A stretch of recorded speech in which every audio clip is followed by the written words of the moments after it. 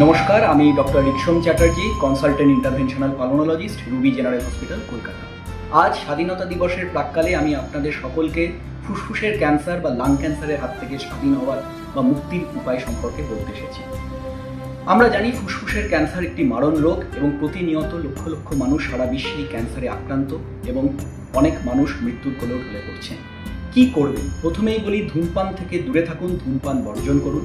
উপসর্গ হলে অবহেলা করবেন না, বিশেষজ্ঞ চিকিৎসকের পরামর্শ নিন এবং যদি ধূমপায়ী হন এবং বয়স হয় 50-এর ঊর্ধ্বে, তাহলে ফুসফুসের চেকআপের মাধ্যমে, বিশেষত লো ডোজ সিটি স্ক্যানের মাধ্যমে ক্যান্সারকে আর্লি চিহ্নিত করুন।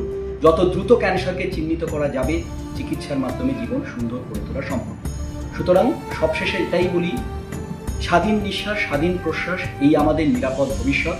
আসুন এই স্বাধীনতা দিবসে সকলে ঐক্যবদ্ধ হই, আমাদের ফুসফুসকে ক্যান্সারের পরাধীনতার হাত থেকে স্বাধীন এবং মুক্ত করে তুলুন। ভালো থাকুন, সুস্থ থাকুন।